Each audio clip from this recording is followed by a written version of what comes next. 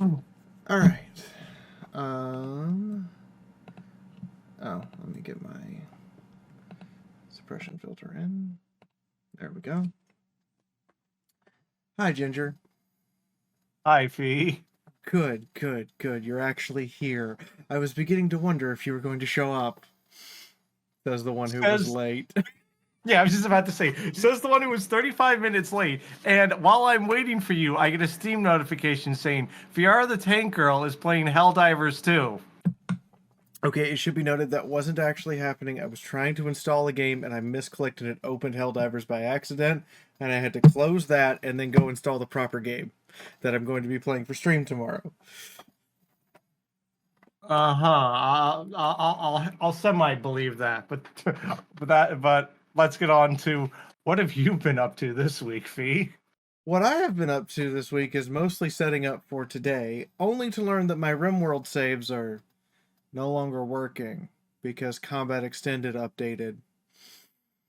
Now, I'm going to ask this as someone who's just as guilty of microbes of super obsessing on video game feet. What is it about RimWorld that you can? I literally you did an entire month of just RimWorld streams. Okay, so you can just lose yourself in hours trying to do projects in RimWorld, kind of like how people lose themselves for hours doing a thing in an MMO or trying to get an achievement or trying to build something in Minecraft.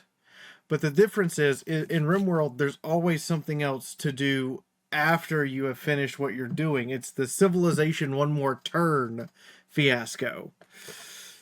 Where you say one more turn at 11, and then you look over and go, why is it 4 a.m. and I've done 20 turns?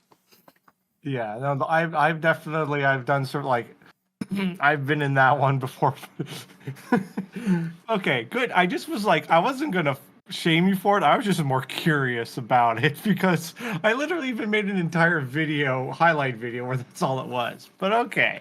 I promise Um, everyone, I know we're 2 minutes in. We're going to get to the meat and potatoes. We got to give you the appetizer first, okay? Just relax. Just relax. The meat and potatoes are coming. Anyway, what have you been up to? okay. Well, if everyone's probably been wondering, it's like, huh, why for a weekly podcast has it been more than a week? Well, I got that horrible thing called COVID. So, guess what? For those who don't know, guess what COVID affects really strongly, no matter what version of it you get? Your respiratory system and or your throat. I got the version that made my throat suck and really hurt. In fact, one day it hurt so much it hurt to swallow. So that was why you haven't heard from me for a while. I just want to point out I was with him in the car when he was still hacking and coughing, not like physically, but he called me from the car to set up tonight's podcast on Thursday, and I was genuinely concerned he wouldn't be able to be here tonight because he did not sound like he had gotten better. No, I had not that day, and I still have it.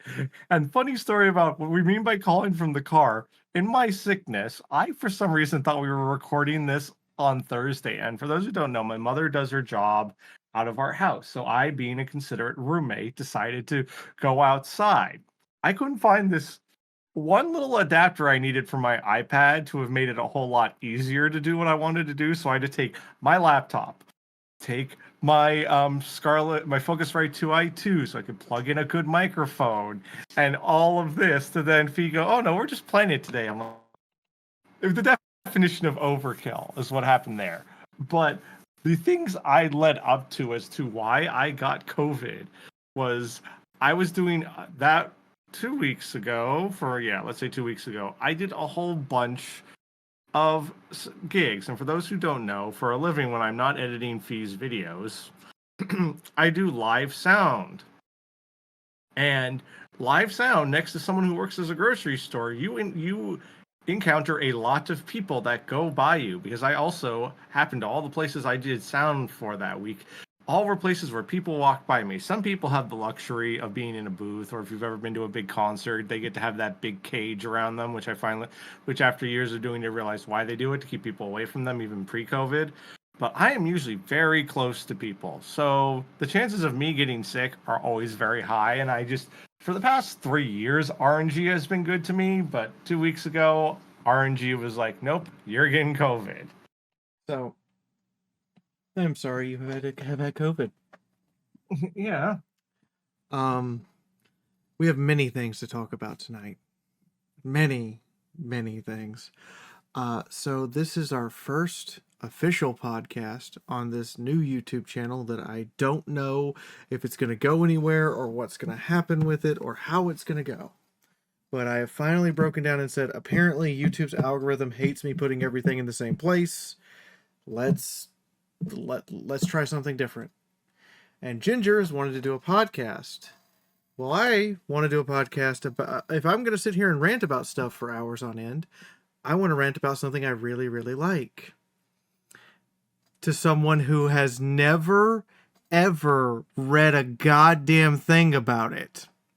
Yeah, I have, for the record, I have, well, the topic we're talking about, I know, like, the most, like, I looked at thumbnail on YouTube, and I've, like, through kind of osmosis seen, like, the few games in this universe stream, so I'm not, like, completely unknown to this, but I know, like, next to nothing.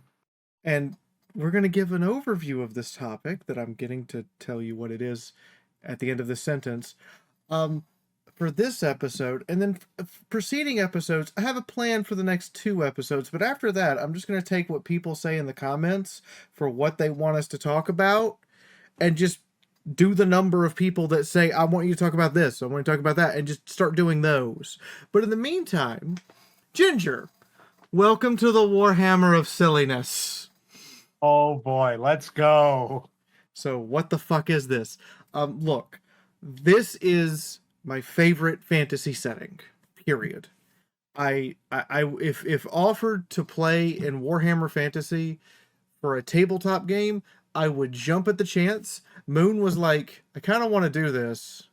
Do we have enough books? And I handed him all the books, and he's like, do you have physical copies of these? Yes. And then it turns out I was missing 2 of the physical copies, so that needs to be fixed.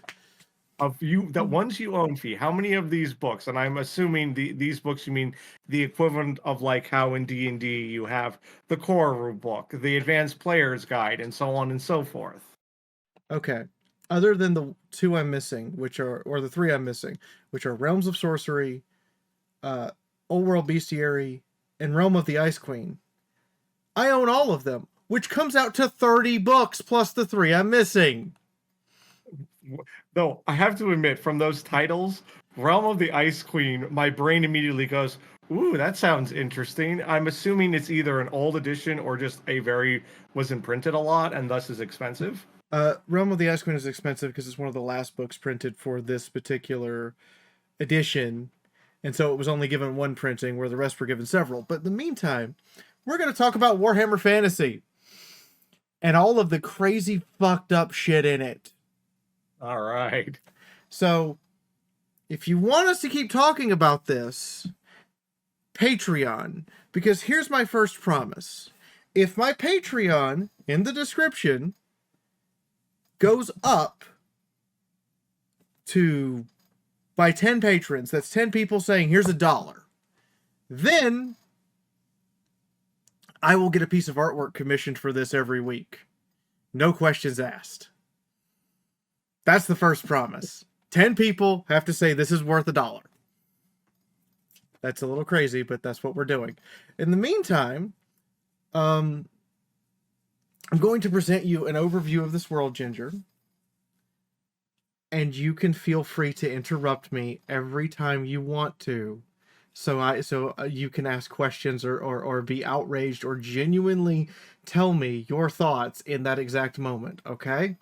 Okay. So what's it like to be a person in this world? I got 1 question. The rest of these questions were Ginger's, and then I have to try to explain it to him. Okay. How people are expecting some dashing adventurer or high noble, that's what you're expecting to be. No, most of you are rat catchers, sewer patrol, farmer. You're lucky if you're a tradesman. By the way, the character creation in this book, one of the memeiest things in this book is that you can roll rat catcher as your starting class. I'm assuming this is Ratcatcher, then I'm assuming in this universe that rats have become such a problem that it can be an occupation. Okay, I'm going to emphasize this. This is plain old everyday rat catcher. If you say you saw a Skaven, you didn't see a Skaven. There's no such thing as Ratmen. But the Ratcatcher totally, for unrelated reasons, begins the game with the following things: a sling and 10 bullets, 4 animal traps, a pole containing a D10 of dead rats, and I'm quoting directly from the book, a small but incredibly vicious dog. I'm immediately picturing those chihuahuas that all the Paris Hilton followers like to have. I know, right? Or it's my extremely man-eating Yorkshire Terrier. Yeah, but here's the comedic way. I'm thinking like a pug, and you're like, "Oh, isn't he cute?" And then he's like the absolute biggest killer you've ever seen. Yes. I do like pugs. I like their small dog. I like, but anyways, yes. So you get the small dog, regardless of what version. And again, if you saw a Ratman, no, you didn't. Just no, you didn't. Straight up. Okay. I know the joke within it is no, you didn't. I'm assuming it's like a conspiracy, or or is it like Voldemort, where you don't, by not mentioning it, is it a, like, why? I know there's, like you said, the joke, but like, why is that mentioned so hard? Okay, so the Empire has gone out of its way to deny the existence of Skaven for 2,000 years. To the point that anyone who says publicly they saw a Ratman either ends up in a padded cell in a high tower that no one knows where that tower is or exists, or ends up dead in the water. Oh, okay, I gotcha. Because the Skaven are secretly running a racket with the witch hunters to hunt down anyone who says they exist, while the Skaven and witch hunters are actually trying to kill each other. We're not even into how this world works, and already I can tell this is a world that's built on paranoia, secrecy, and conspiracy theories. Yes. This is the precursor, and everything in Warhammer 40k is based on something from this world. Right, which I also have. I have slightly more knowledge about 40k. One, that's because we did an entire video technically on a portion of it, so I have some knowledge about it, even though I know you've ranted about that. We did that 3-hour video. So I know slightly more about 40k. I also had a friend in college who was into it, so again, I know a little bit more. So I at least know kind of the relation, but also, I remember another video I did for you. You were talking with one of your friends, and he somehow mentions that one of the inspirations for 40k was Margaret Thatcher's policies when she was Prime Minister of England. Yes, one of the orc bosses from Warhammer 40k. I'm gonna have to look her up real quick. There's a war boss, and I need to find the. Here we go. Golgaz Mac Ukra Thrakra. And if you say his name fast, it comes out Gazgul Margaret Thatcher. Let's go. Fuck yes. Anyway, so you have this idea that, you're going to be adventurers, but you might start out as a sewer patrolman or a random farmer or a dude who works on the Pony Express. For every greatsword that is the elite infantry shock troops of the Empire, 1,700 people must be born in serfdom, poverty, or the lower classes. To be middle class is a blessing, and your parents had to be self-made people who struck out on their own, and most of them died. Okay, so it's that kind of world. Gotcha. I emphasize this because the Empire fields companies of greatswords at 120 guys a company. Oh boy, that's And on average, an Empire army has 4 companies of greatswords. So wait, if I got the numbers, that's like 400 people? 480 people. Okay. And for every one of them, 1,700 people live in serfdom or abject poverty. For those doing the math at home, that is 816,000 people have to live in abject poverty for the Empire to field an army. And I'm assuming this is a world where a GI Bill does not exist. Correct. You you have to save your own money if you want to retire, otherwise you're in the army until you die. It is not uncommon for sergeants and captains of imperial armies to be long in the beard and gray in the hair, as it's described in the universe. Also with one eye and 6 fingers. Total 6 fingers. six. Yeah, I was Six about fingers, to say, like, hold on six a fingers second. between their 2 hands, and Well, one of their feet is wooden. Well, there's an old railroad joke where basically if someone wanted to work for the railroad and they noticed they were missing a finger, they went, oh, they're experienced, because there was an error basically, without going into detail, how basically to connect train cars, you had to drop a pin, and if you didn't time it right, you'd lose a finger. Yep. So you could be born into a kingdom where all that matters is blood, ruled by twisted versions of Arthurian legends, and run by knights who see themselves as the pinnacle of chivalry while stepping on peasants' necks and using the excuse of hanging someone as a sword given to them by a magical fairy. All right. Britonia, aka Warhammer French. And I say that quote because one of the Bretonian books from the early 2000s has the exact Monty Python sketch in it being done by the book's protagonist. And I say protagonist, not hero. Now, and for clarification, which Monty Python sketch are we talking about? Help, help, I'm being repressed! Oh, yes, that one, all right.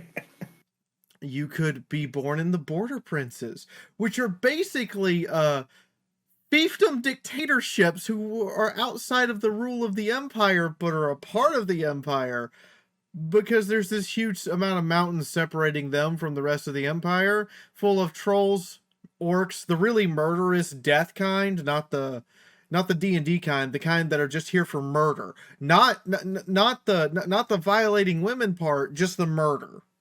And not the orcs that in which there's really cool fan art of. This is the you don't want to go to that part of the internet. Yeah, and it's all murder. It's all murder porn. There's no porn. They have no genitals. It's just all murder. These mountains also contain dragons and giants and every other monster you can possibly think of. By the way, remember those people you were that 1,700 of you have to be repressed in order for them to exist? Yeah. In order for the captain of those people to have a mount, they have to send an expedition to these mountains to capture a griffin. Okay. So yeah, we're definitely starting to get into the magical territory here. You could be a citizen of the Empire, that place where those great swords and that Griffin 1 and Captain are, where you literally have an emperor who taxes you for having windows. So I was literally about to ask him, like, which empire is this based off of? And this sounds very British Empire. It is not very British Empire. It is, in fact, the Holy Roman Empire, which is even less functional. And that's saying something, but like... And when I say taxes you for having windows, it doesn't matter if they have glass in them or not. You have a window, you get taxed. No, you have a hole in your house. Tax. Strangely, as an in-universe joke, that happened. A person you start the novel with a person being unable to pay the window tax because a boulder from the last siege came through their wall and made a window. And the tax collector is going out house to house after the siege to collect taxes from everyone's new windows. This sounds like kind of, if I have the right author, a Terry Pratchett, I think. Yes! Like, it has much Terry Pratchett. This energy of everything, it is so ridiculous and dark, but there's also a humor to it. It's not like, I haven't read them, but from what I can get the gist of is like the wow, Game of Thrones, where all this dark stuff's happening, but it never seems to be a joke.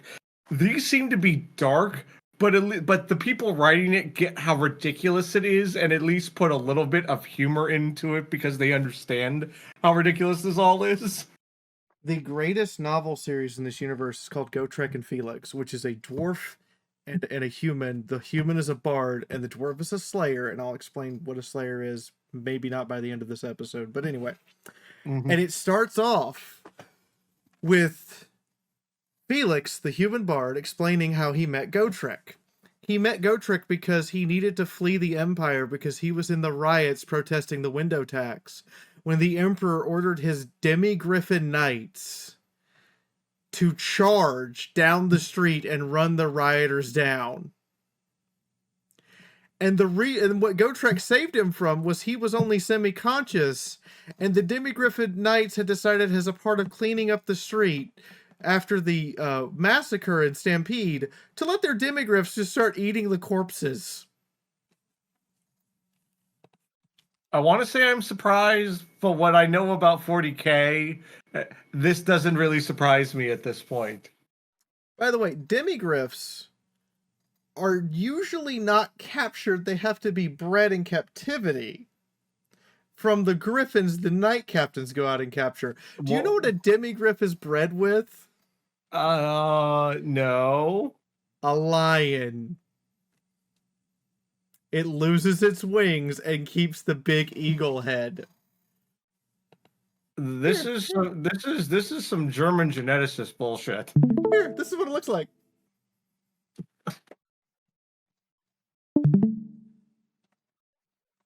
What benefit? Why would you want to breed that when you had a thing that could fly? I know, right? But it's just because griffins are apparently so horny that they need to get the horniness out of them one way or another. But the griffin females aren't ready, so they have to, breed them with everything else. So wait, taking away the wings makes them less horny? Apparently.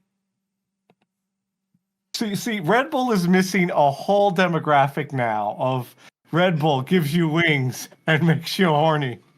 So, this is the world you live in. Yeah.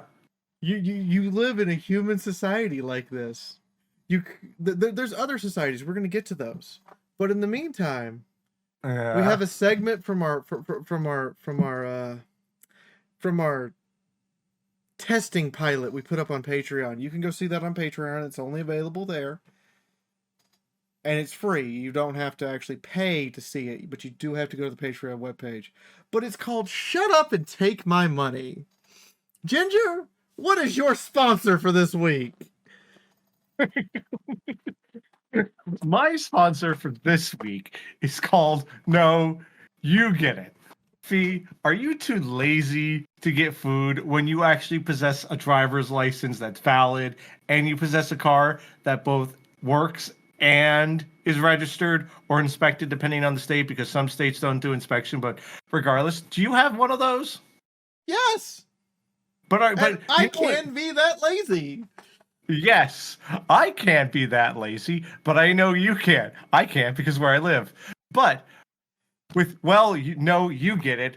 We make sure that if you want to get food delivered to you, we only hire drivers that, one, are not local to the area, two, often are from several states away, so they don't understand any of the area, and three, they also are completely unable to understand the idea that if a GPS takes them to a place and they go, "Where are you?"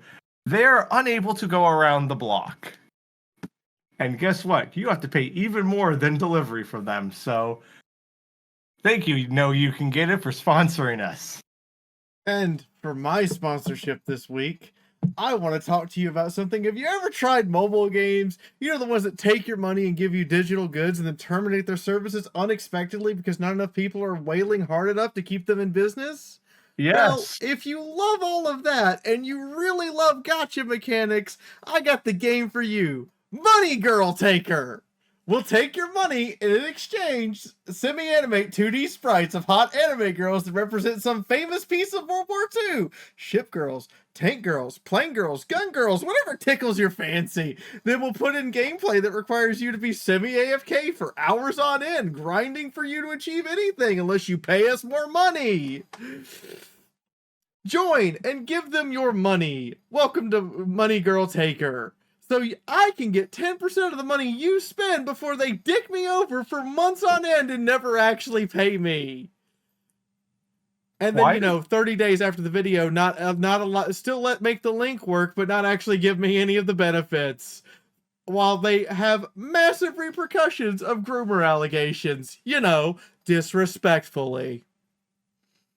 One, that sounds like the anime history mod for Hearts of Iron 4 with extra steps. Number two, I think we're both speaking from actual personal experiences. In all seriousness, yes, we probably both are.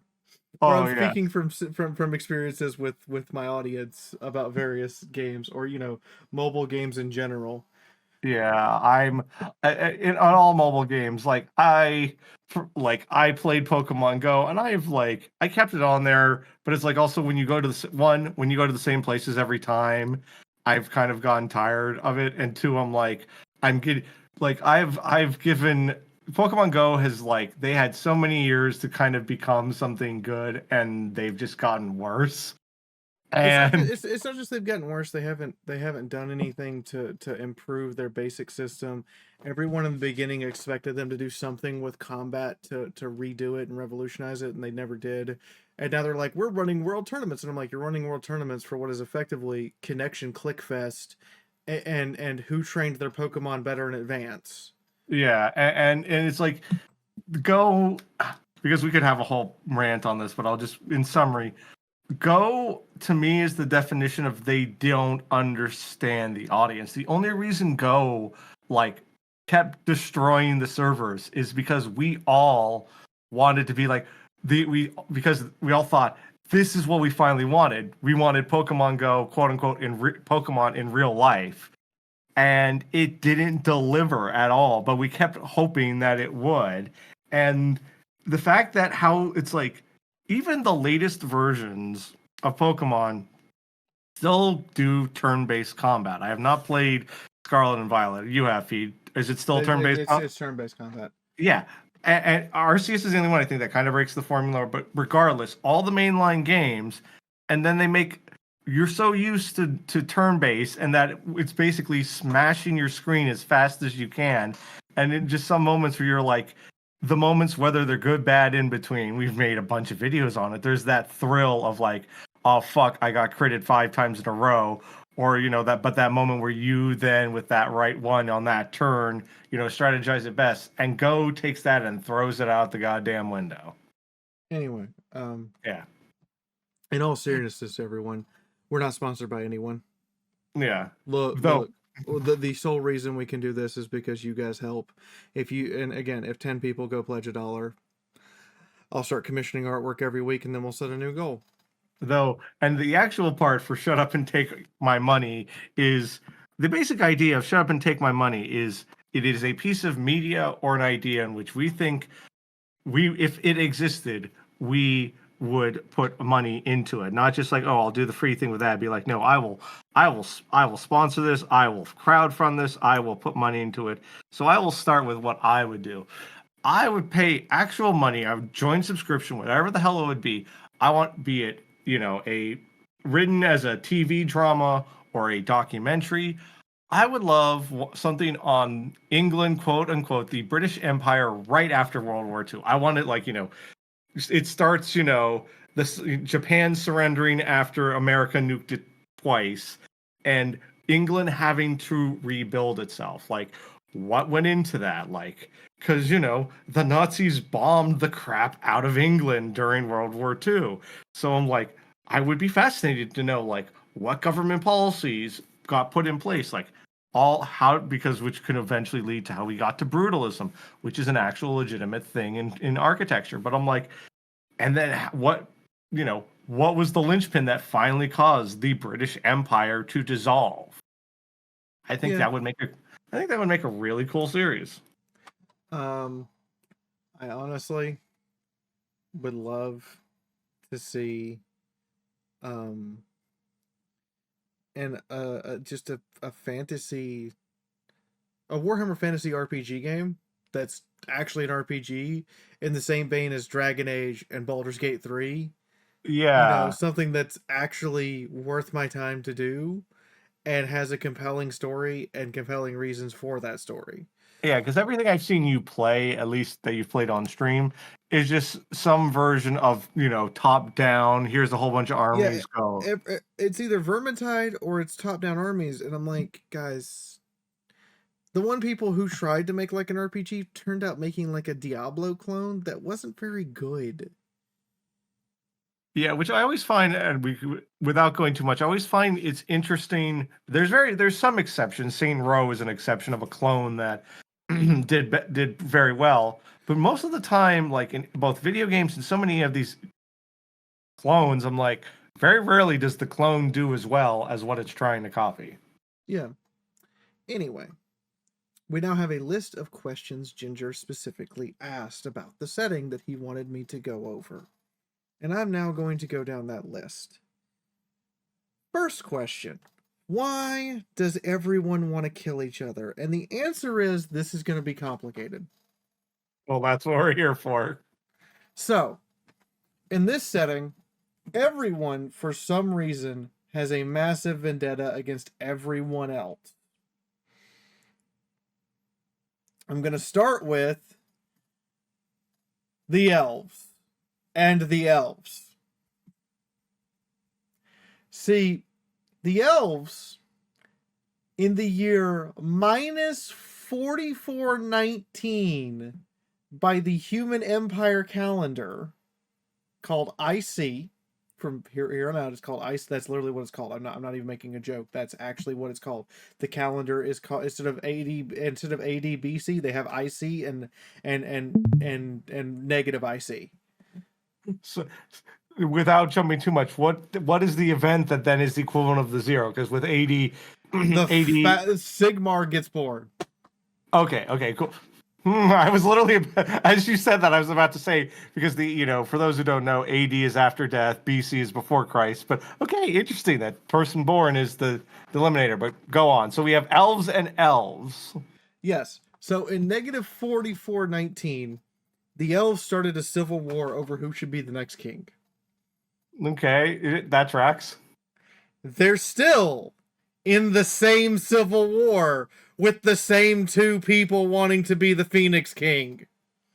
Right, and so I'm assuming, like your typical fantasy setting, elves can live a really fucking long time in this world. Elves don't die of old age.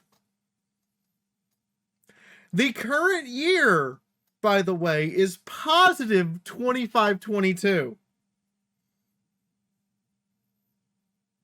They have been in a civil war for over 6,000 years with the same two dudes. And none of them have gotten bored at this point. Nope. And so the Dark Elf guy was banished after he was horrifically disfigured from the Elven Island, which the Elven Island, I need to bring up a map for you. The Elven Island is literally this. Where's the world map? No. I need a world map. I need the whole. There we are. Whole thing. So the Elven Island is literally this horseshoe shaped thing in the middle of what would be our Atlantic Ocean, where the fabled land of Atlantis is. Yeah, I'm looking at this one, and this is the definition of scrape off the serial numbers. This is our world. Just with, adjust a few parameters here and there and slap an island in the middle of the Atlantic Ocean. Yeah, this is our world, basically. So the funny part to me about this world is they Yeah. made this and then they looked at Europe and Asia and said, let's just rip out Russia and move on. Yeah, I was about to say. So Russia's just been, the reason why Europe looks so contracted is because Russia's just been ripped off and Europe has been moved to where Russia and it was. And so you have this little bit of Ukraine and Poland area, and then you just have Europe. It's the equivalent of this is the equivalent of someone who used to be really overweight and then lost 100 pounds, but they did it really fast, so the body just kind of went, "What the fuck?" So that's the map. And this is where the elves live, and they kicked everyone off of their island. And if you show up to their island without permission, they murder you. That sounds very like very old elf.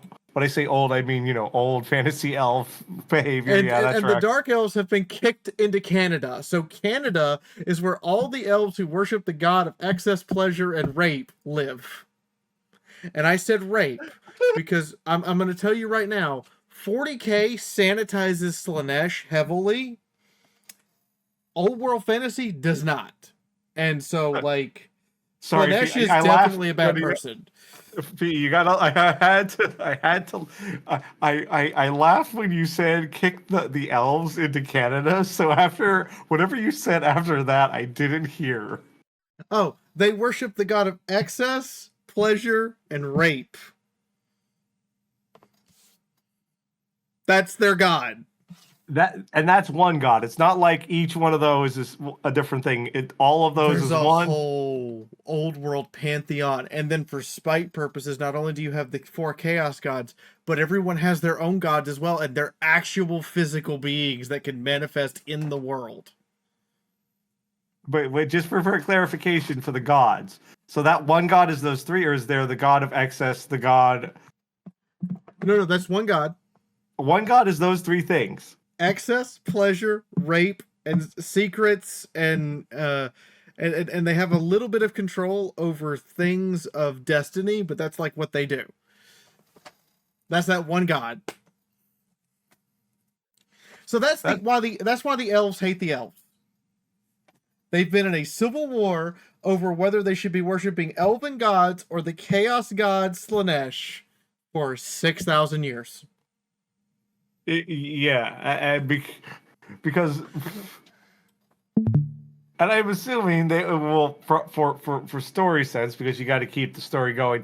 There never will be someone will never. I don't think I will call it now. No one will ever until somehow the company collapses. Neither side will win the civil war. It'll be an eternal stalemate. I want to emphasize this. Every character has an ending in Warhammer Fantasy. Every character eventually dies. There is actually a thing called the End Times. We hate it because it was very poorly written, but every character has an ending. And now they've brought back Warhammer Fantasy because apparently people were demanding it back after the Total War Warhammer games and the Vermintide games were so successful. Yeah, I remember playing one of them and they were pretty good. Also, the Warhammer Fantasy novels, according to Games Workshop's stuff, if I remember correctly, are still selling better than their Age of Sigmar novels. And they're like, wait a minute. We stopped writing those 8 years ago. What do you mean they're still selling better? They're still selling better. What the hell? But anyway, so then we get to the dwarves and the elves. So since the year negative 1997, remember the current year is positive 2522. And also, negative 1997 feels so very specific. The dwarves have hated the elves because the dark elves ambushed a dwarven caravan, left evidence that the elves did that the high elves did it. The dwarves questioned the high elves. The high elves, of course, deny it and everything, and then they start a war with the high elves. And then because of all the war crimes they committed on each other, the dwarves have a permanent grudge against all elves. And what a grudge is when a dwarf says that's a grudgeon, you're going in a special book. And every dwarf has a leather-bound, gold inlaid and outlined spine with their clan house on it in solid gold with gems. That is their personal book of grudges. And then on top of that, every dwarven lord has a book of grudges for the clans. On top of that, every dwarven regent has a book of grudges for the region, and then there's the high king who has the big book of grudges. I'm just picturing, the big. It's like Oh, hold on. Oh, what's the card game where it's the bigger, blacker deck? Oh, Cards Against Humanity. Is it kind of that idea where it just keeps escalating in size, like an expansion Yes. pack? Don't Yes, wait, as a but matter of before. fact, this is how I'm pulling him up now. This is how the High King goes into battle. There are four dwarves carrying his his chariot with the Book of Grudges in front of him. Not gonna lie, that's pretty cool. That to me is also just so. I can And say this and because my father's side is this. That is such a Jewish belief of like, I have grudges. You have done me wrong, and I'm going to make sure I don't forget it. and we think of dwarves as like short. No. Warhammer dwarves are kind of tall. So the average dwarf in Warhammer Fantasy is 4'10". Okay. Very tall dwarves are like 5'1", and very short dwarves are like 4'5". So that gives you a perspective about how big that book is. And I have to emphasize this part. When he resolves a grudge in that book that's directed against one specific individual, he closes the book, picks it up, jumps off of his carry lay, and beats the person to death with it while reciting all of the grudges that will be resolved by their death. And then when he's done beating them to death, and he's done this numerous times, he opens the book back up goes to the pages that have the grudges for that one person, and then crosses them out with that person's blood. That's pretty brutal. So, the dwarves have had a permanent grudge against the high elves because the dark elves tricked them into thinking the high elves attacked them, causing a great war that lasted 2,000 years. Now, hold on, pause. We've got to hit the brakes for a moment. Wait, so do the dwarves actually realize that it was a trick the whole The time? dwarves firmly believe that the high elves have been lying to them the entire time to try to get them involved in their civil war. And then after all of the war crimes and massacres, it's just added up. See, I'm picturing my brain going for how they framed it. Whatever the crime of they just put in blood or whatever.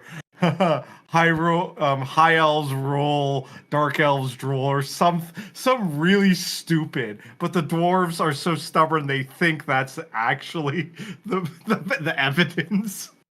Now, during all this 6,000 years of history, the Yeah. Empire of Man is considered babies for a very good reason. Yeah. So where the Empire is now is a lot of forests. There's actually whole memes that the entire Empire is just one big Germanic forest. Because this is I'm showing you a different map. This is the Empire map. You see all the woods. Yeah. Yeah, it's that even like the mountains that literally breathe fire at times. When I say the mountain breathes fire, I mean the mountain physically shoots 200-meter jets of flame out of it from time to time for no reason. So it's an active volcano, but instead of lava, it's just fire. It's magical fire. Now, quick pause, just for. So we mentioned the whole statistic about 17. Was it 1,700 poverty? 1,700 poverty-stricken people have to live in the Empire for there to be one great sword. Now, is that all of the races, or is that just humans? That is only the human empire. There are other humans. There are other races. There's a lot of other races. Now, is there similar, without going into too much detail, is it a similar numbers for, like, say, dwarves or elves, or is it different ratios? No, it's different. So for the elves, I want to emphasize this, the elves have zero poverty. The elven society is built and structured in such a way that if someone were to become poverty stricken, they are instead drafted into the local armies, given a bed, training, and food for 200 years, and then they have to serve in the army for another 100. And by then they have accumulated enough wealth that they are back on their feet. Now, so and this is and so just which already kind of sounds pretty interesting. So and this isn't like illusionary like Soviet Union communist Russia where it's like oh no Oh all no, no. The elves' entire economy is reliant on the fact that they can craft very intricate, very nice, usually semi-magical to full magical items in mass. so Their basically entire economy is based on exporting elven trinkets to everybody else. so okay. No, I did. Now this part I find incredibly fascinating. That how you basically have a pretty much almost like, for argument's sake, 0.00001 poverty level in any like world. That's still, be it fantasy or It's amazing. And there's also wood elves. We're not even talking about wood elves today. I'm ignoring them entirely for a very good reason because the wood elves are going to be some fucked up shit. right, but it's just one society period, regardless of Yeah. is to me that's just a fact that they can actually pull that off, and that there's even in the 0.001 they The even have. grimdark. I'm getting to the grimdark part about the elves in this, by the way. No, I'm sure, and I'm not denying that. But just for in the little vacuum, it's still fascinating to make any society have kind of that little poverty level, and it be like that actual, because not the fake utopia world where you actually find out no millions of people are in poverty. No, the actual no, everyone doesn't live in Now on poverty. the flip side of this, for the dark elves, if you become poverty stricken, you're imprisoned, sold into slavery, and usually sacrificed to dark gods.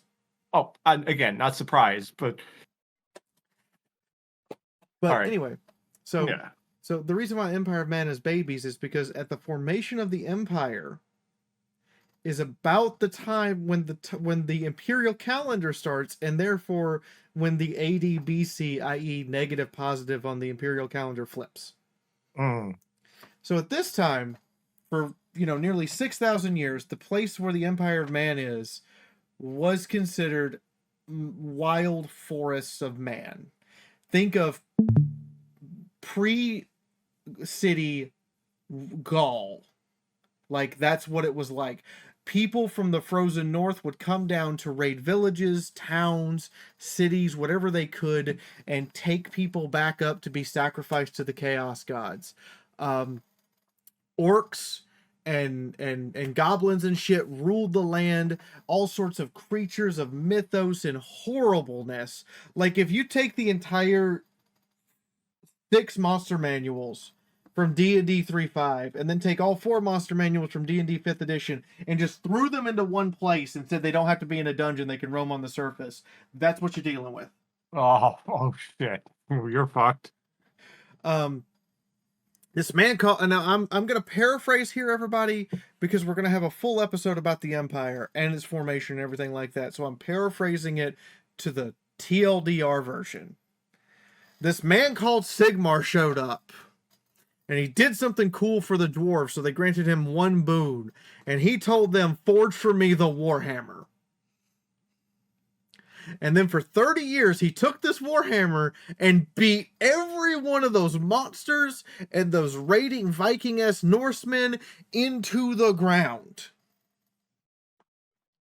He taught people what chaos was and why it was bad. Unlike Warhammer 40k, where the knowledge of chaos is hyper suppressed, Warhammer Fantasy, everyone knows what chaos is. Everyone knows what magic is. Everyone knows why it's bad. Huh. And then he didn't die. He just left. Now wait, I'm sure maybe you said it and I spaced out. Was he human or what He was at the time he was just a man. But just so many people started believing in him and what he had to say and everything that after he left, sometime later he ascended and became a god. Okay, I can see why they use this man as a marker in time. And he left his Warhammer and said, "Every emperor must be able to lift this Warhammer. If you elect an emperor of my empire who cannot lift this Warhammer, or the Warhammer refuses to be lifted by them, he is the emperor no longer." And slammed it down on his throne, broke the fucking seat of his throne when he did it, and left. Well, yeah, you break it's like, see you fuckers. But okay, just to make sure on the wording, is the exact wording he, or just to make sure? Can there ever be an empress? I don't actually know right now. I haven't gone through all the different emperors because it's been 2,500 years. I know Kislev, which is the nation between the Northern Chaos Wastes and the Empire, which kind of acts like Warhammer Fantasy Russia Ukraine, because it's Russia and Ukraine and Poland all kind of blended together. Mm-hmm.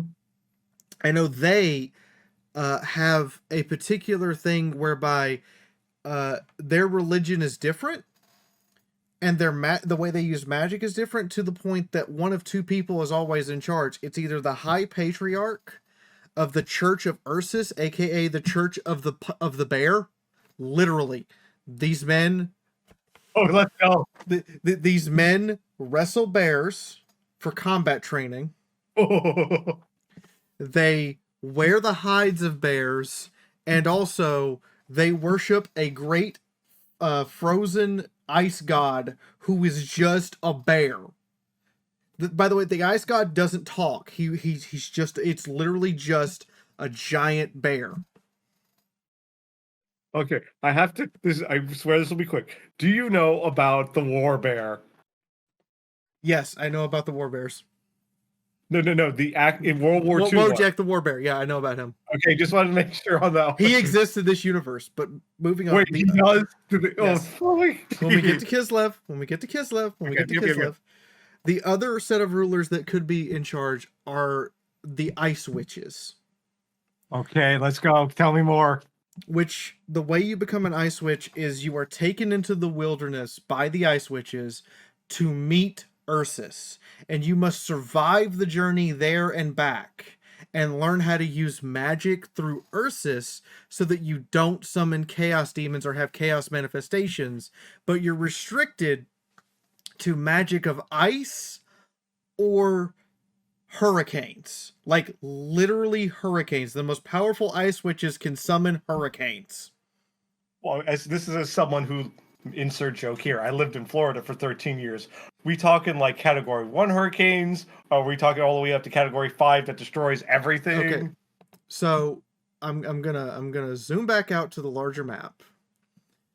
Kislev is here, right? This is where Kislev is, north of the Empire. This is where all the Norsemen live.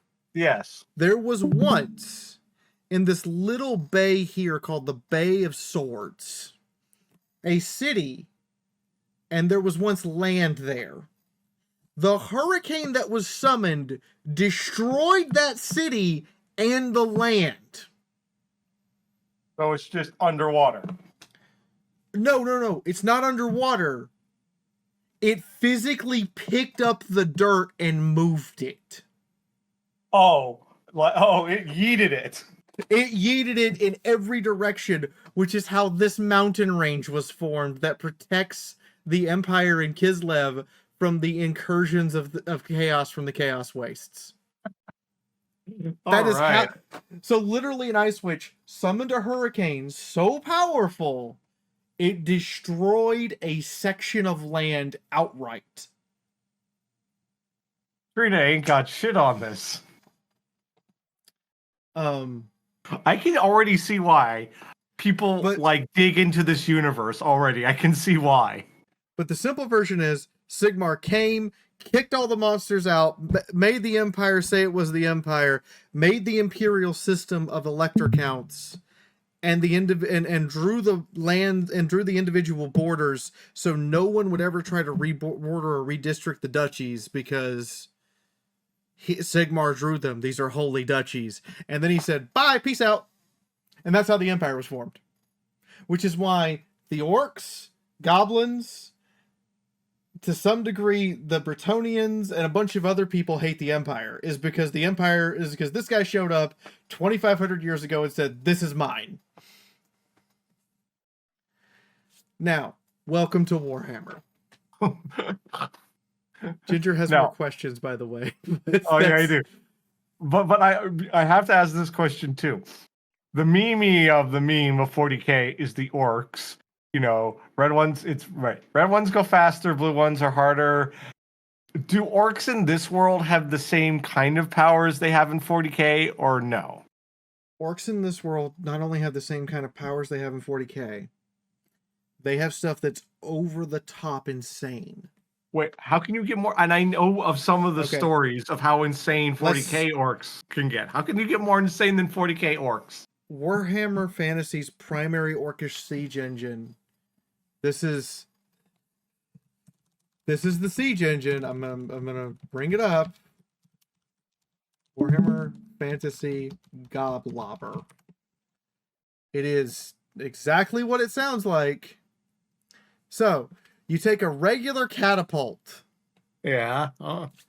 And what you do is you strap a goblin to it,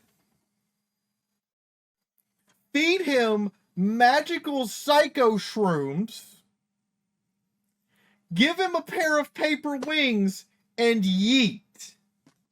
Upon impact, there is a 1 in 10 chance those magical psycho shrooms will cause him to explode. This tracks to orc behavior. Orcs have a spell whereby they summon an evil moon physically onto the ground that eats people.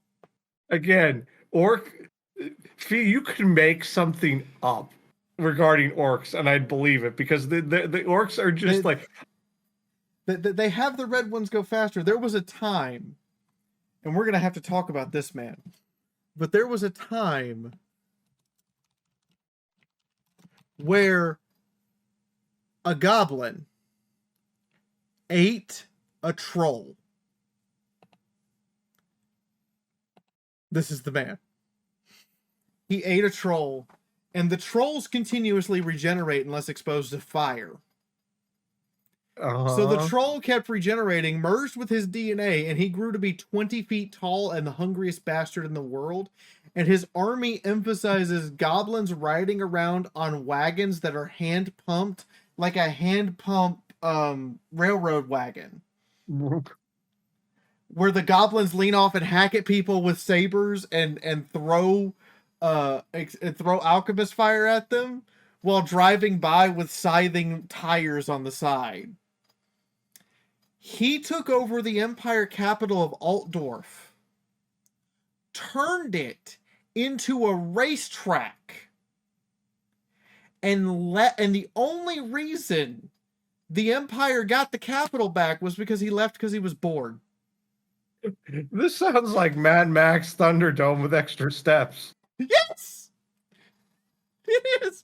That's that goblin. This is the definition of I'm bored, I'm going home. Oh no, he didn't go home. He was bored of the food. So he went to go find something else interesting to eat. And to him, interesting things to eat are like, I wonder what dragon tastes like. God, what is that one anime where that's literally the plot? Is this typical muscular dude? Every episode is just him. The dungeon anime?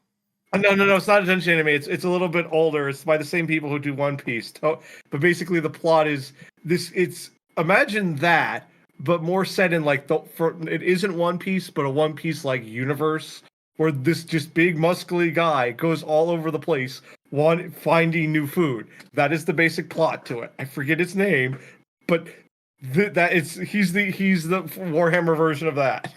Now, I did promise to get out to all of Ginger's questions. Yeah, so the first episode might take a little bit. So Ginger's next question is, are we dealing with low or high fantasy? And my answer is both.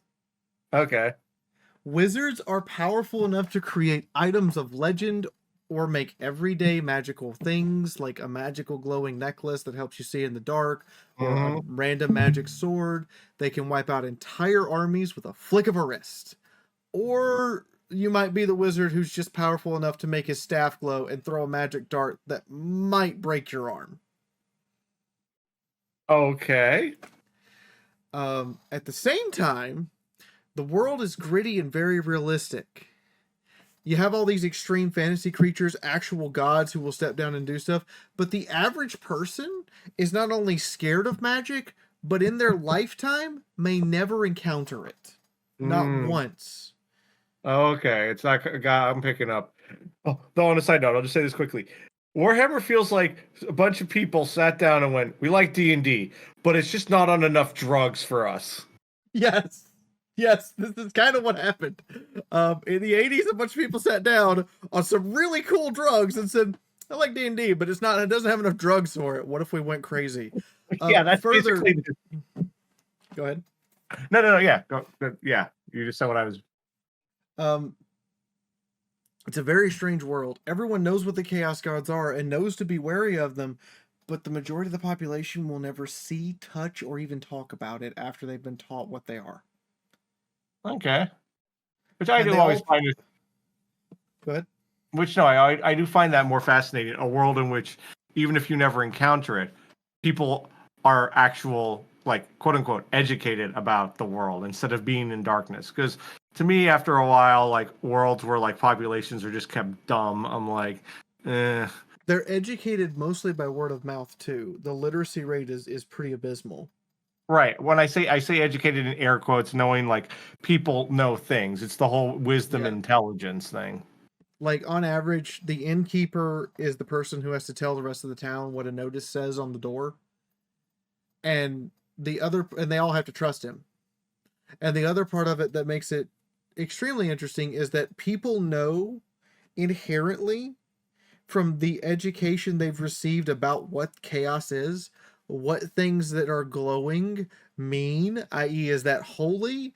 Is it a wizard? Is it chaos? Or is it, oh god, that might be warpstone. Right. Again, and I just find to me that world where people at least know things instead of this whole world where no one knows what anything is. I just find that world much more weirdly. I find a world where people at least know, even if they never know how to do something, they know of things. I find that world a little bit more quote unquote grounded and believable and interesting. Now, you asked how easy it was to get fireball. Yes. Okay. If you are a wizard, if you are a person who has a magical talent, and you are called to the Red Wind of Magic, known as the School of Bright Wizards, bright as in brightness, Uh-huh. you basically will learn Fireball like on day 2. Nice. But that requires luck and fate to be on your side and a little bit of training. The most common magical enchantment among the people are what are called ruby red rings.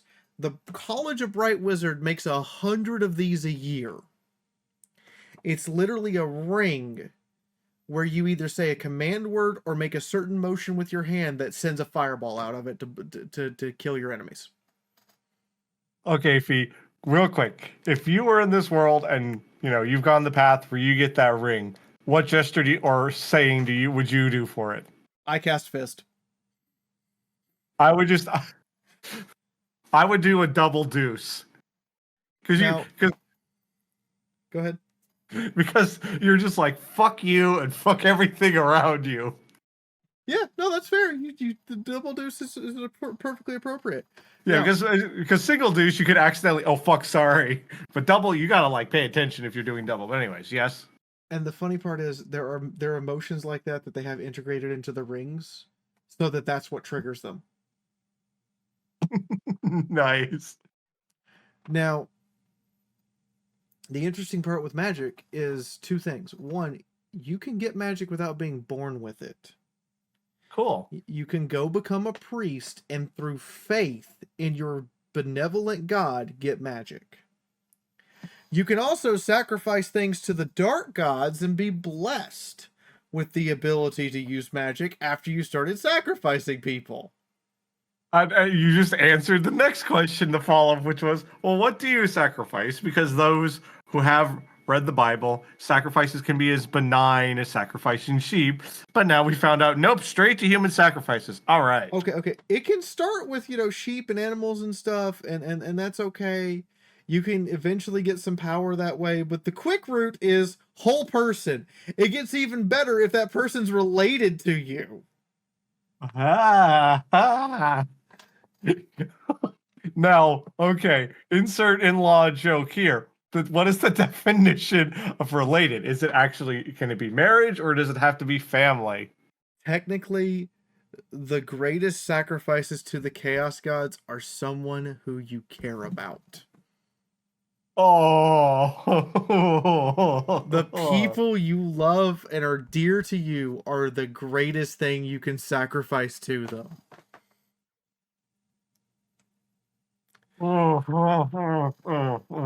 There's also you could pick up a piece of warp stone, but that magic also involves a bunch of radiation and cancer. Mm.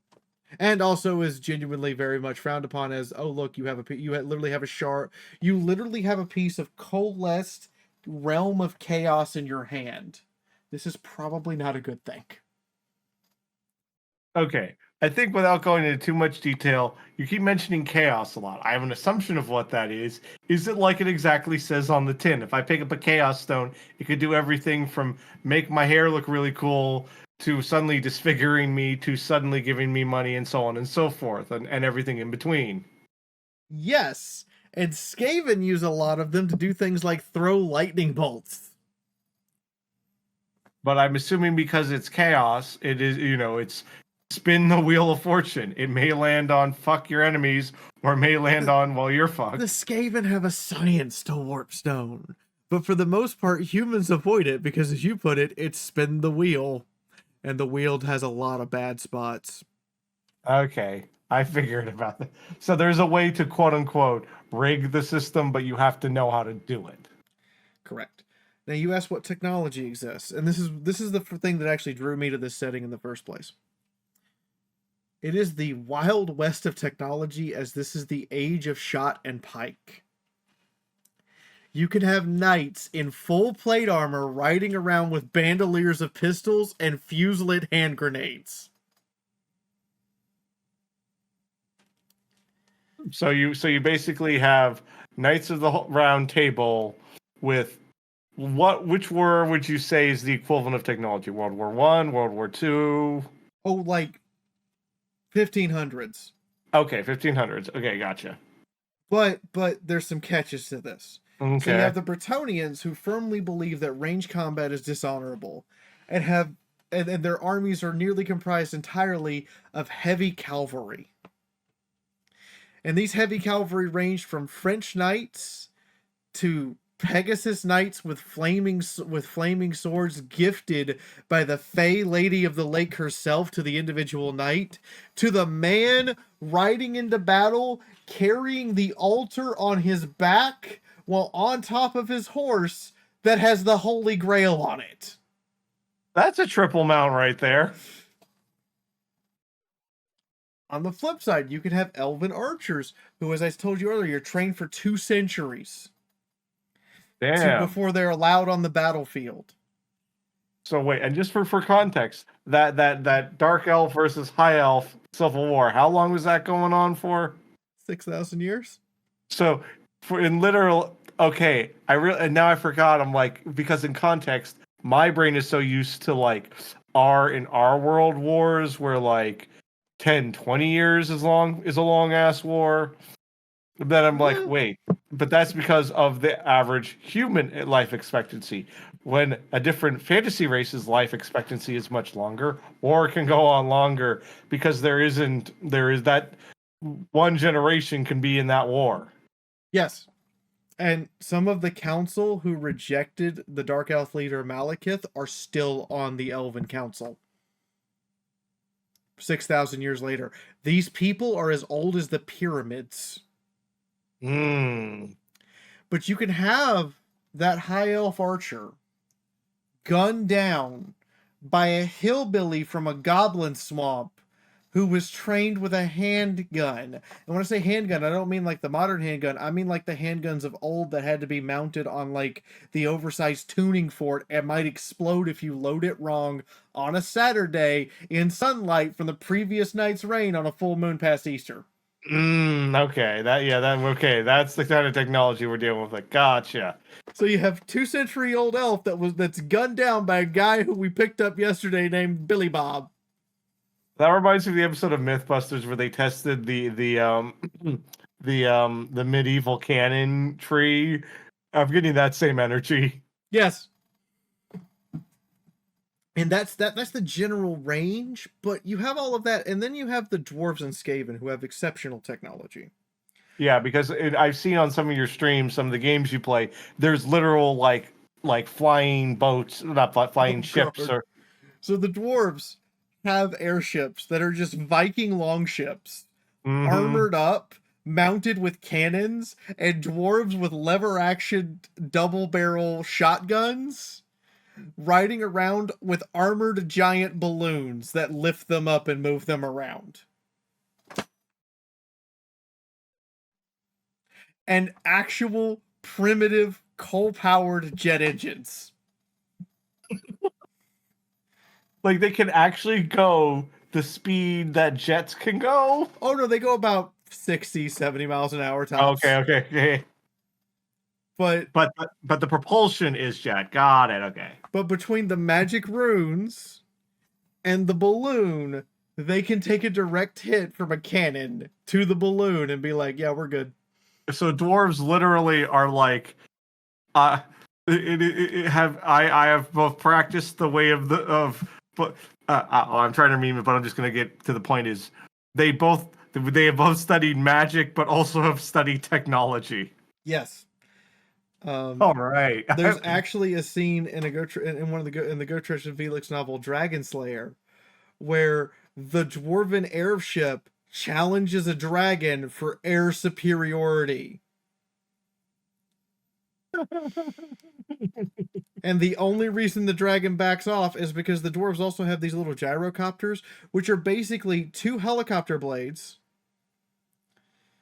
that directly above them with a steam engine, a cannon to vent excess steam out as an attack, and an angry dwarf with a cockpit. That's the entire thing. And he decided to use that as a kamikaze to get the dragon to back off. And I can see why. If I remember correctly, when you were streaming one of them recently, you were playing goblins, and I can see, not goblins, dwarves, and I can see why. So, with that in mind, we have the Skaven. And the Skaven technology I'm going to go over very briefly. So, the Skaven have a couple of extremely exceptional pieces of technology that come at the cost of all the human rights and all the war crimes. Oh boy, here we go. Some people would be like, Geneva Convention, you mean Geneva Suggestion? No, no, no, no. To the Skaven, it's the Geneva Checklist. Yeah, I was about to say. They have full on bioengineering. So mustard gas. No, no, no, no, no, not mustard gas.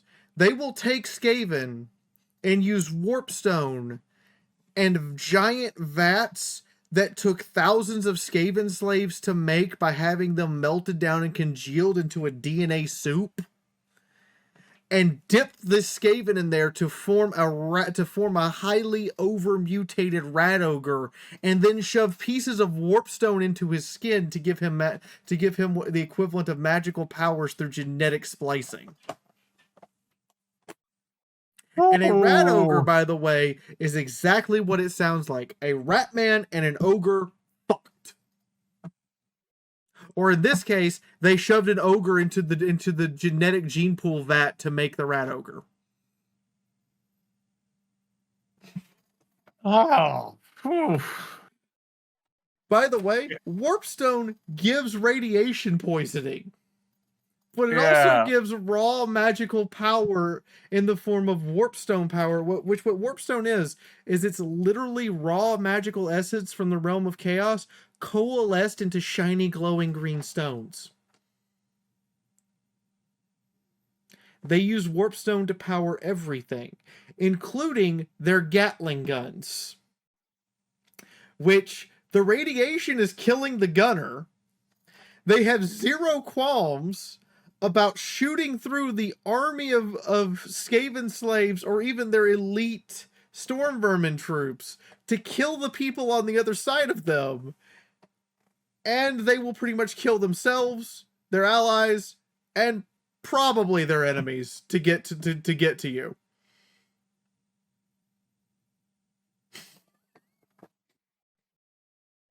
This is So, what race of people is this one again? Remember the Skaven, the Ratmen that I said don't exist?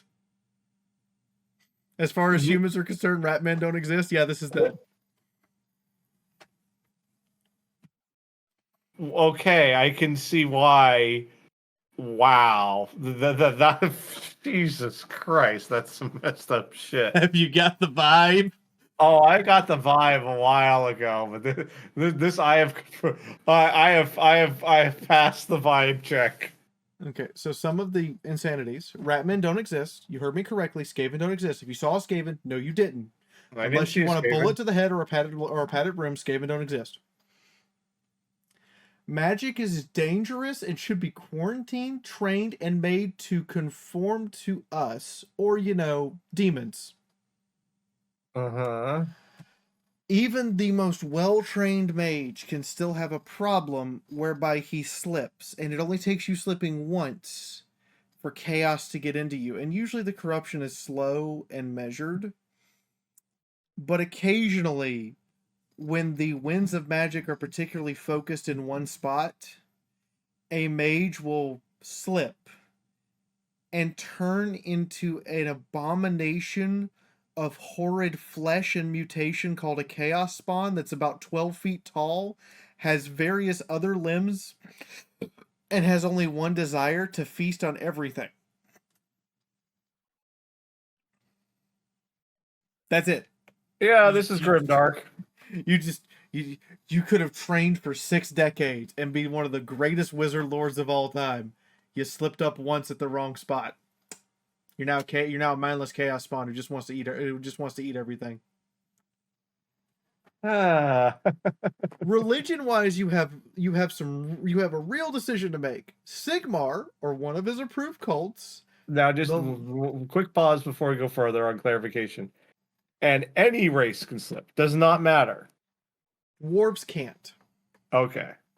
The reason dwarves can't is because dwarves have become so innate against magic to the point that you can cast your fireball at a dwarf and it might just vanish before it hits him.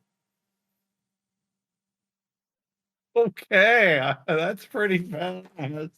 Dwarves are so stabilized against magic that's how that works. Whereas orcs are so susceptible to magic that an orc shaman can have too many orcs in an area, and not enough orc shamans, causing his head to explode from the overabundance of orc magic being funneled into him. But that it's the orc magic. It's the double edged sword. We can do the absolute. It's a meme. It's in 40K, but the point still stands. Where there's an orc who has a bunch of just crap thrown together, and he's like, "It's a gun." It's like, and one goes, "No, it's not." He goes, "I believe it's a gun," and then suddenly it turns into a gun that actually can shoot. Yes. So you either worship Sigmar or one of his approved cults, which there's a lot of different cults. And if this is still going and we get to religion, we're going to talk about them all.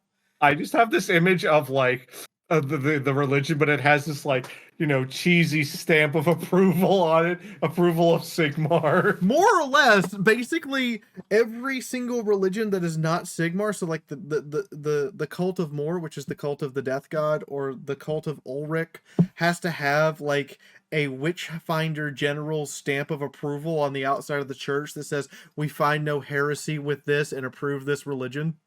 Even in fantasy Warhammer, heresy comes up. You worship the Lady of the Lake, who's a literal fey goddess incarnate. Total, complete, and utter atheism or death.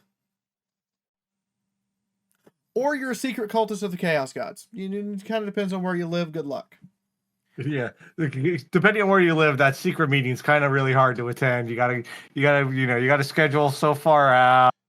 Yeah, you got to schedule in advance. You got to make sure to keep it hush hush. If there's a foreigner in town, you can't do the secret meeting now. Just letting you know. And if you didn't know there was a foreigner in town and you show up in your robes, you're the next sacrifice.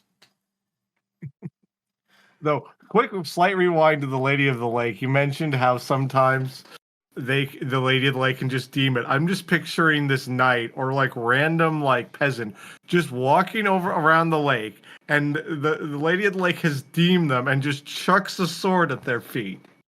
That has happened in 4 separate stories.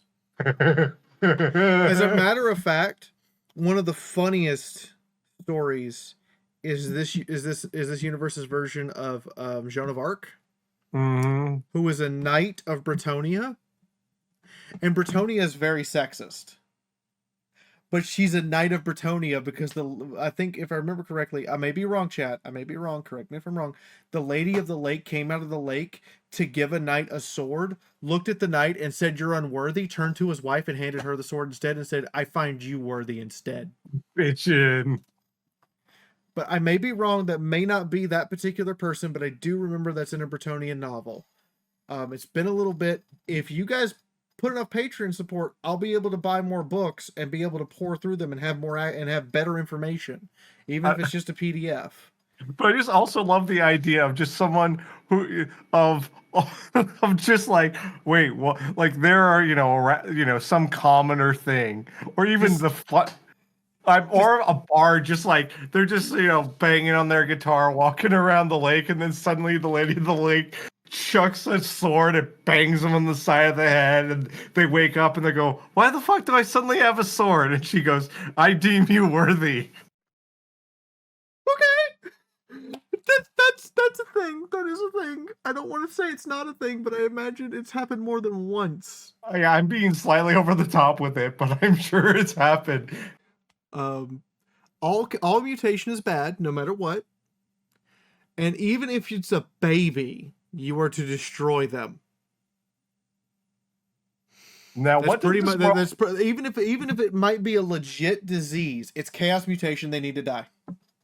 what counts as mutation? Are we talking to something as benign as in a world where everyone Oh no! like No, like no, no. like no. I'm first. Let me get the example of benign, ridiculous, benign. The joke is like, what in Japan everyone has black hair, and if we want to make someone foreign, they have blonde hair because oh no. Are we? Can it be even that benign, or does it actually have to be like legitimate mutation? Okay, so I want to emphasize that there are some real world diseases that are awful. I'm not going to show them, but it's stuff like, you grow toenails where you should have skin, Right. or people have scales. Those are real world problems. Not in Warhammer. In Warhammer, that's a chaos mutation.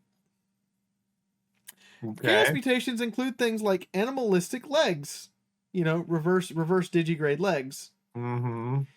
um, horns, scales, short legs and arms, a tentacle, an extra arm, thick fur over your entire body, 3 eyes, 4 eyes, 1 eye. Now, If you without can going think into of something horrible, it's probably there. Now, without getting into too much of the weeds, have there been any stories where someone got one of these mutations? Let's just go for a somewhat not like nightmare of like, okay, you have fur or a horn in a place where you would normally expect it to be. Has any of them ever turned out where they have now become the hero, or is it every single time death or you have been shunned? People are so superstitious and paranoid. I can't think of a time where they've turned out to be the hero. Like my bird avatar, if I showed up as my bird, I would be considered a demon of Zinch immediately. Okay, so because I'll be Even honest, if I had no chaos magic about me, I would be a demon of Zinch and would be killed on sight. because that's just always something I do find fascinating when the misfit becomes the hero is always a There trope. are a lot of misfits who are heroes, but I can't think of a chaos mutated one. Right. That's just a trope I do find, if done right, I find always very fascinating. But anyways, okay, that's good. Now that's how mutations work. Okay. Witch hunters have absolute authority, and basically the entire Warhammer 40k Inquisition is based off of Warhammer Fantasy Witch Hunters. Hmm. Next, respect dat Warhammer. If you say anything bad about the Emperor, it's going to come back to haunt you depending on the level of noble immunity you have. Okay. Rulers of entire provinces probably get away with it. Felix protesting a window tax? He met Gotrek because Gotrek pulled him away during the window tax riots while he was unconscious and the demigriff knights told their demigriffs to start just eating the corpses to help with cleanup. And he Gotrek literally threw a rock to distract the demigriff and pulled Felix out before the demigriff started snacking on him. Okay. Which is why Felix owes Gotrek a life debt. Hmm. Which I am assuming can then only be repaid by then saving his life. Oddly enough, no. All Gotrek asked him to do was to record his death. Because Gotrek is a slayer. And we'll talk about slayers when we get to dwarfs. Oh, And well, the cult of slayers is insane. Right. Though for deaths of someone saving your life, that's not the worst. Now, you're paranoid of everyone, even your own.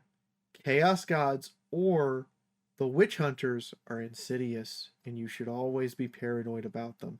This is the same world from games like Vermintide and Total War Warhammer, and it is the precursor that everything in 40K is based on. Do you have any final questions? Ooh. Well, a bunch of them already got answered with my follow-ups. I'm trying to, without things that will then are like opening whole other ones. You can go ahead and open whole other ones. It's fine. Okay. Are there within, with elves, there's high elves, dark elves, wood elves. With dwarves, are there just dwarves? Yes. So, dwarves, it depends on your clan. Like, the Thorbreck Ironbrow's clan specializes in being runesmiths, which are dwarves that know how to carve symbols in order to get the winds of magic to stabilize and do something exactly as they're told. Okay. Okay, Or so like, Carrick, Carrick Cadron's king is the cult of the Slayer. In order to become a Slayer, you must venture to Carrick Cadron and have your name etched onto the wall of Slayers. That's so like it depends on where you're born, what you're going to kind of specialize in, and what you're going to really do for dwarves. But for the most part, a dwarf is a dwarf is a dwarf is a dwarf. There's no variance in dwarves, whereas there's like high elf, wood elf, dark elf, and they're all very different. Not just in terms of, they're all still knife ears. They all still have the long pointed ears, and I call them knife ears because that's what dwarves refer to them as. But their appearance is different. Not just, like wood elves are generally shorter than high elves, but have bigger ears and have darker hair. Dark elves generally have darker skin in addition to their other features, and the iconography they wear and the clothing design they wear is vastly different between the three different elves. There's like three kinds of lizard men that are clearly three distinct species, but they all fall under lizard men because they're all born from the same vat of what can only be described as cosmic semen goo. Fun. Though that all this is a minor question with dwarves. It's more memey at this point, but do female dwarves also have beards? This is a legitimate question and concern. And to give you an answer, the answer is yes, no. Female dwarves braid their hair in front of strangers in such a way that they appear to have a beard. Okay. They don't actually have a beard, but the way their hair is braided along their face and the way it's done around their chin and across their lips, they appear to have a beard specifically because when a female dwarf, because female dwarves are only, just to give you an idea, only 1 in 10 dwarves are born female. Okay. Because of that rarity, female dwarves are never allowed to leave the house without escort. And further, when a female dwarf is out in public outside of the dwarven kingdoms, they are required to look like a male. So no one knows. Unless they are a member of the Shields of Valea, which is something we will get to later, but think of them basically as battle bitches. Which, as a side note, I always, again, this is, I will put the pretense, if done right, I always find it fascinating in stories where you have a male-dominated society organization, and then a woman comes in and just kicks everyone's ass. Like, definition of, like, Mulan, like, that is the blueprint of, like, fuck yes.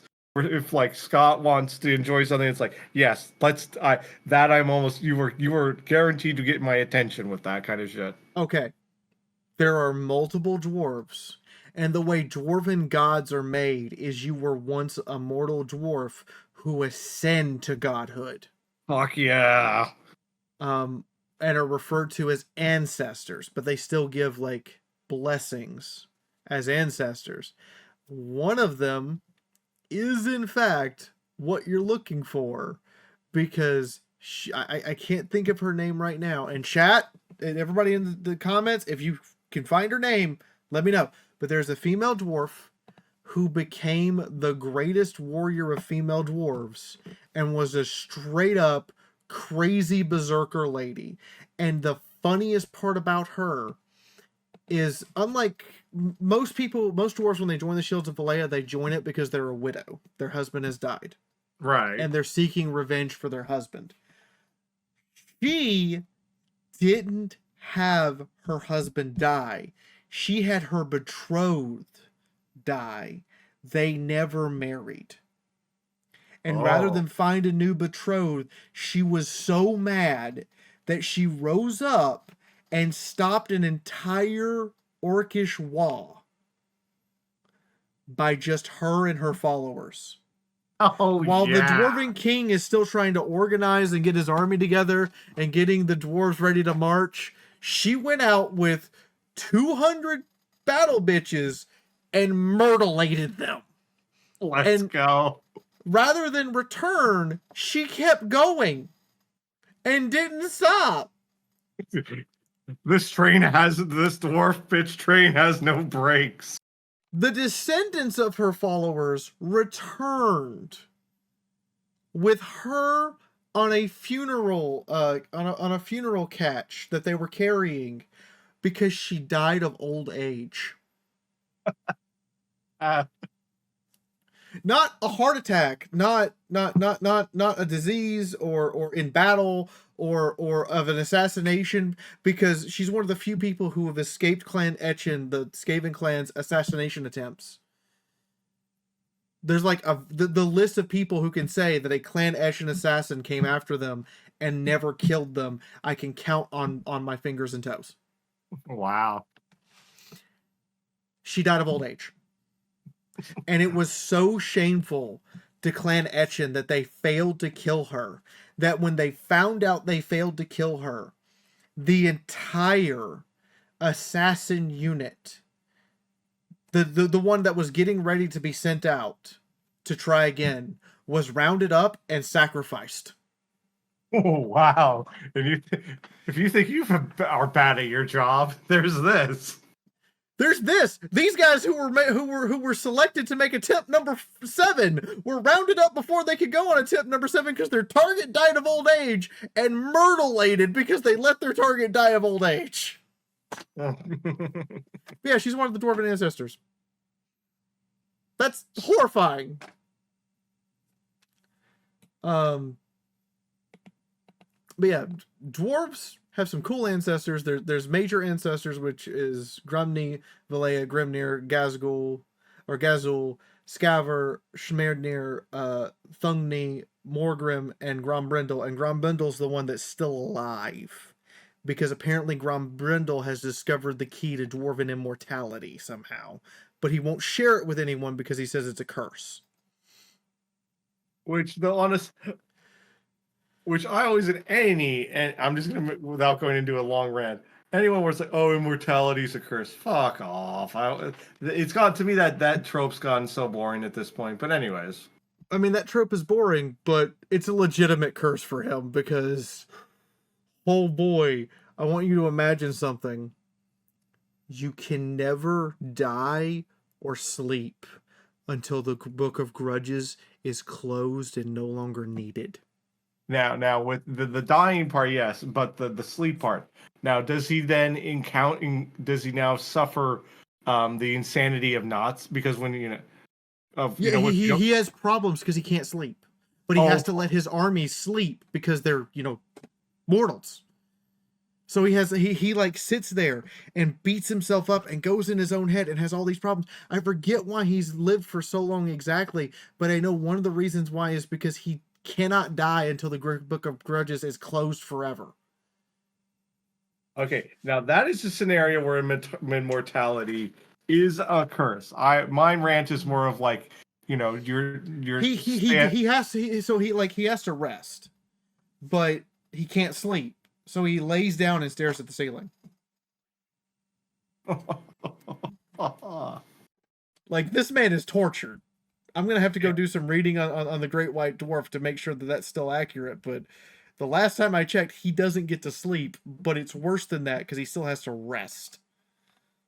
Oh God, yeah, we've all of us have had that one night where we couldn't get to sleep and we just laid there. Imagine that being your life every day. Yeah, that's a curse.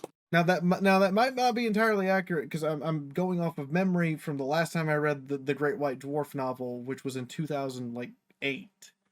It's like 20 years. I might be misremembering, chat. I'm letting you know now. Everything here might not be 100% accurate, but most of it is. I've been doing a lot of research this weekend. I've made a 7.5 page script for this. And Ginger, do you have anything else you want to know about before we start closing out? Yeah, I think in terms of Warhammer, I think I've while this has been fascinating and I look forward to more on this, I've had my fill of Warhammer for tonight. That is fair. Um, Hopefully, future episodes will be shorter. We're shooting for 30 minutes to an hour. 2 hours is like the absolute maximum. But this is just the intro to the world. Now, comment section. What do you want to see? What do you want us to do? Unleash. What races do you want us to go over? What concepts in the old world do you want me to expose Ginger to? How do you want me to break Ginger's mind? Well, you already did it earlier with describing some of them, but this was considering how big this world can be. There's a lot more that can happen. That was scratching the surface, but we scratched the surface everywhere instead of, Yeah. just in one spot where you start digging down and start going, what? Why would you do this? Yeah, this is the definition of inch deep, mile wide. Yes. And we want to get mile deep on some of these. Oh yeah, no, there are certain things like that I definitely want to dig a whole lot deeper on. Now, next week, I'm going to discuss. So the rotation I would like to do is human, clearly something horrible, and then do non-human, and then go back to human. So next week, everyone would expect us to do the Empire. I'm going to break that expectation right now. Next week, Ginger, we're going to discuss Norska and the Norsemen.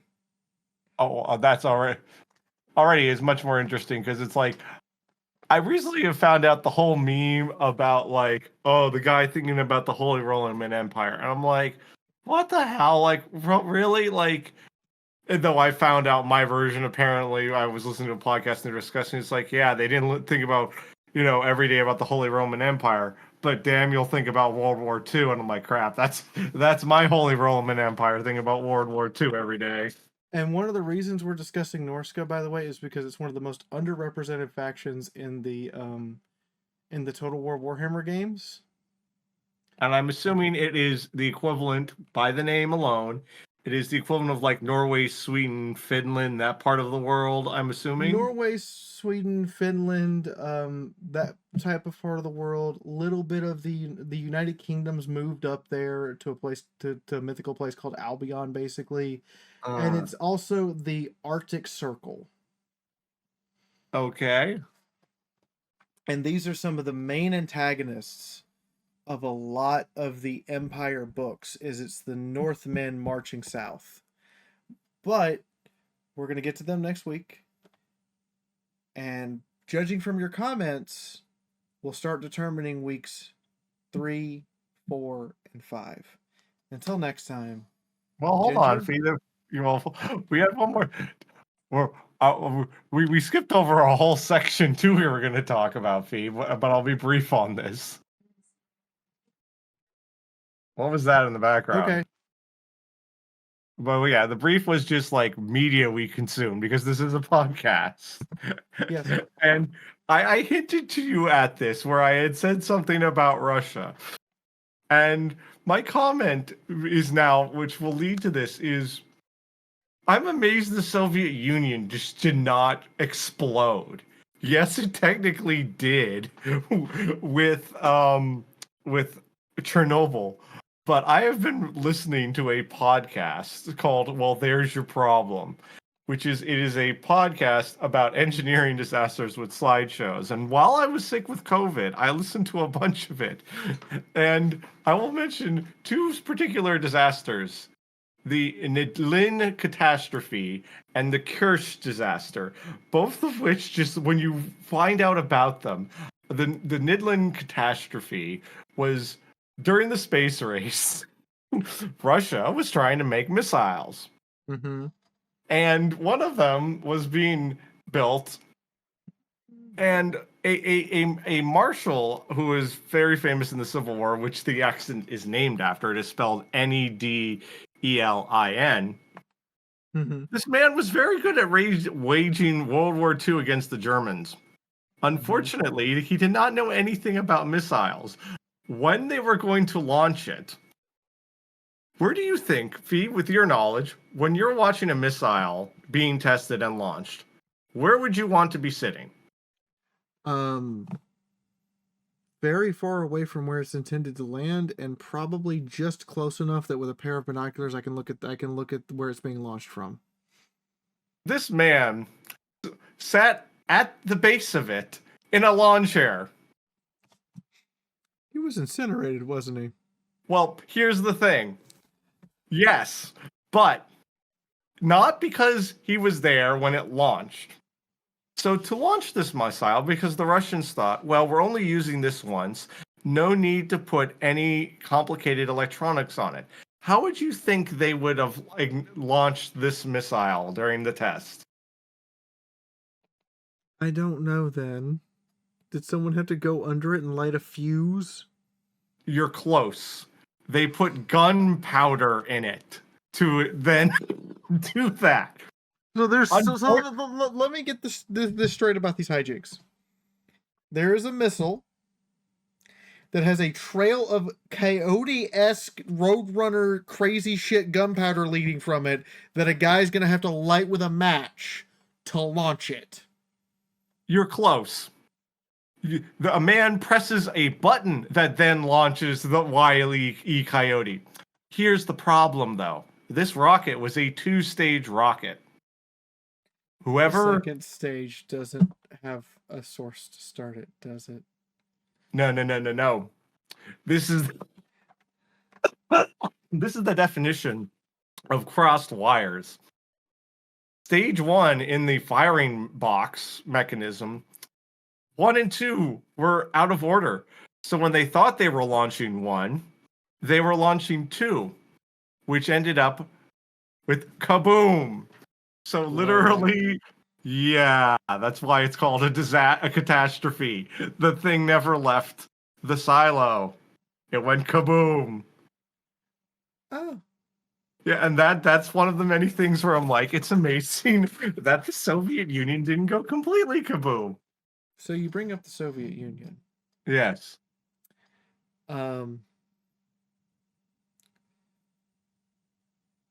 Warhammer Fantasy has a version of the Soviet Union. Okay. But we'll get to that. And also the rocket you're mentioning reminds me that the Skaven built a literal spaceship for a Skaven to pilot who knew he wasn't going to land, he was going to dive on re-entry. Mm-hmm. So it would look like a comet and make everyone think that the comet had come back, so they would do stupid shit.